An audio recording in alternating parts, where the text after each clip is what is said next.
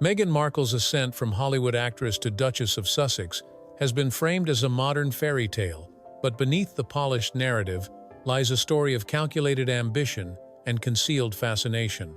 Long before she met Prince Harry, Meghan was deeply attuned to the British royal family, particularly Princess Diana and Catherine, Duchess of Cambridge. From her blog posts on the TIG to her choice of wedding dress in 2011, Meghan's actions suggest an obsession with royal iconography that she later downplayed, claiming ignorance about the monarchy.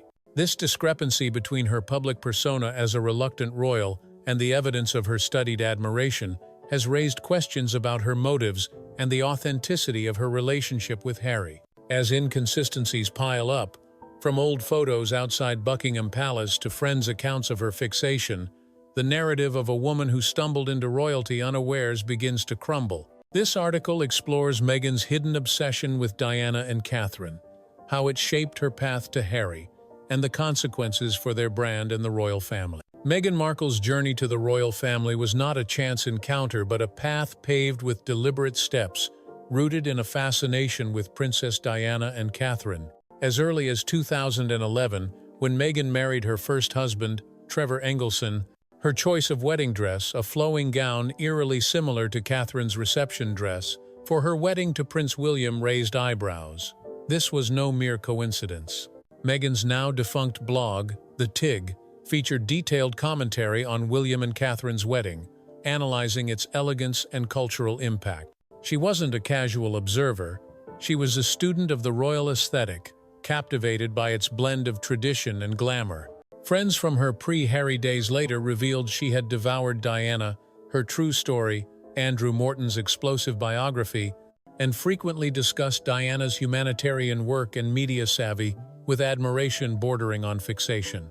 Yet when Meghan began dating Harry in 2016, she crafted a different narrative. In interviews, including their 2017 engagement announcement, she claimed, "I didn't really know much about the royal family," portraying herself as an outsider swept into a foreign world by love. This innocence act was central to her appeal, a modern American woman, unburdened by royal protocol, falling for Harry, the man, not the prince. But cracks in this story emerged quickly. Photos surfaced of a 15-year-old Meghan posing outside Buckingham Palace during a 1996 trip to London, grinning as if already envisioning a future there. Her childhood friend Susie Ardicani recalled Meghan's obsession with Diana, noting how she watched Diana's wedding tapes and studied her charity work.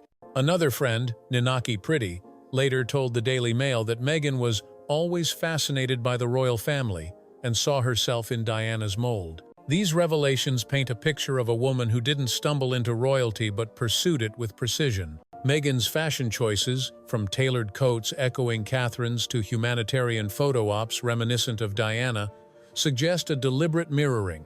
Her engagement ring, incorporating 2 of Diana's diamonds, was a symbolic nod, as were her charity visits to causes Diana championed, like landmine clearance. Yet Meghan consistently downplayed this knowledge, telling Oprah in 2021 she had never Googled Harry or researched the royals. This claim strains credulity, given her blog posts, her documented interest in Catherine's wedding, and her mother Doria's immediate recognition of Harry's name, as seen in their Netflix series. The contradiction isn't just a minor fib, it's a calculated rewrite of her past to fit the narrative of an unsuspecting outsider. For Prince Harry, Meghan's carefully curated image as a royal novice was likely part of her allure.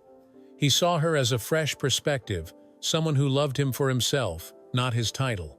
But as their relationship progressed, signs of her deeper familiarity with his world began to surface. Insiders describe Harry as initially oblivious, caught up in the whirlwind of their romance, which moved from first date in 2016 to a royal wedding in 2018 at breakneck speed. Meghan's ability to navigate royal protocol, knowing exactly how to curtsy, pose for photos, and charm the press, felt natural to Harry, who assumed she was adapting quickly. In reality, sources say, she was executing a playbook she'd studied for years. The cracks became harder to ignore as their marriage unfolded. Palace staff reported Meghan's demands were not those of a newcomer, but of someone with a clear vision of her role. She requested specific photographers, curated charity events to mirror Diana's, and insisted on controlling her public image, down to the wording of press releases. One aide, quoted in the Times, described her as someone who knew exactly what she wanted, like she'd been planning it for years. This precision clashed with her public claims of being overwhelmed by royal life, as seen in her 2019 ITV interview, where she said she never thought it would be easy, but I thought it would be fair. Staff countered that she was far from unprepared, citing her detailed knowledge of royal protocol and media strategies. Harry, meanwhile, seemed caught in a fog. His memoir Spare reveals a man wrestling with his identity, torn between duty and freedom.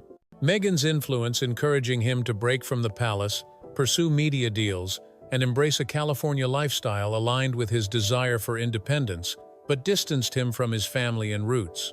Friends noted a change in Harry. Once the carefree party prince, he became a polished figure in Meghan's narrative, his military titles stripped, his friendships strained, and his ties to William and Charles frayed. The Oprah interview, Netflix series, and Spare painted the royal family as cold and oppressive, but Harry's growing isolation suggested he was trading one form of confinement for another.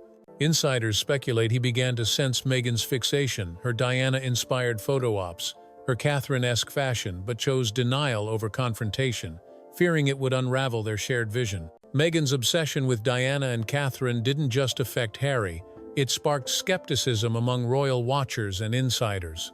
Social media, from TikTok to YouTube, buzzed with analyses of her copycat moments, wearing a red dress similar to Diana's at a 2018 event, adopting Catherine's tailored coat style for public appearances, even mimicking Diana's head tilt in interviews.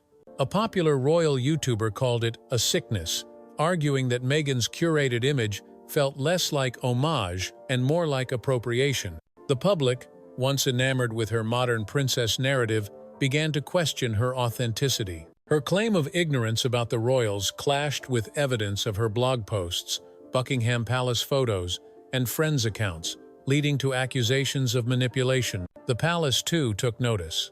Prince William, protective of his wife and mother's legacies, reportedly grew wary of Meghan's motives early on. Sources say he saw her Diana references as calculated, especially after she wore Diana's jewelry and championed similar causes with a media-savvy flair. Catherine, once a potential ally, was effectively shut out, with Meghan's team framing her as a rival in subtle PR moves.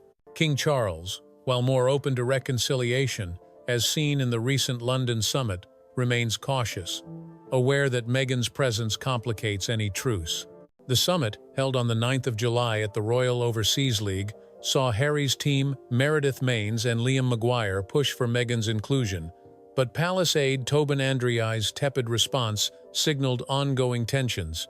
The leak of the meeting to the Mail on Sunday further eroded trust, with some speculating it was a palace maneuver to keep Harry and Meghan on edge. Meghan's broader narrative is also faltering. Her lifestyle brand, Riviera Orchard, struggles to gain traction, with brands declining partnerships amid controversy. Netflix has paused projects, and staff turnover, including a LinkedIn profile scrubbed of Sussex ties, hints at internal unrest. The public's sympathy, once strong after the Oprah interview, is waning as inconsistencies, like her claim of being silenced, despite maintaining the TIG pile up. Reports of her demanding behavior, as discussed in prior controversies, add fuel to the perception that her royal fascination was less about love and more about ambition. The heart of the issue lies in Meghan's deception. Had she admitted her fascination with Diana and Catherine, her story might have been embraced as aspirational. Instead, her insistence on ignorance, denying Google searches, downplaying her royal knowledge, created a foundation of mistrust. This lie wasn't just about optics, it reshaped Harry's life. He left his family, titles, and homeland, believing Meghan was his partner in a new beginning. But as evidence of her obsession surfaced, from blog posts to old photos, Harry's isolation grew. Friends describe him as tired, his public appearances marked by a hollow demeanor, as if grappling with a truth he can't articulate. The parallels to Edward VIII and Wallace Simpson are striking. Like Edward, Harry traded duty for love, only to find himself adrift in a foreign land, tethered to a partner whose ambitions outstrip his own. Meghan's severance of ties her father, siblings, and old friends mirrors her influence over Harry's relationships, leaving him with little beyond their shared brand. The monarchy, led by William's resolve, has drawn a line, unwilling to welcome back a couple whose drama threatens public trust. Charles's softer approach, driven by a desire to know his grandchildren, keeps the door ajar, but reconciliation hinges on Harry confronting the reality of Meghan's motives. Meghan Markle's concealed obsession with Diana and Catherine is more than a footnote in her royal journey. It's the thread that unravels her narrative. From her blog posts to her calculated fashion choices, she built a persona that echoed the royals she claimed not to know, all while convincing Harry she was an outsider. This deception, once a strength, now threatens their brand as public and palace skepticism grows. Harry, caught between love and legacy, faces a choice: cling to the fantasy Meghan crafted or confront the truth that she studied his world long before she entered it. The London summit offers a glimmer of hope for reconciliation, but Meghan's shadow looms large, complicating any path forward. As the cracks in their story widen, the royal family and Harry must decide whether to rebuild or let the illusion collapse. In a world of social media and relentless scrutiny, the truth, like Meghan's old blog, has a way of resurfacing.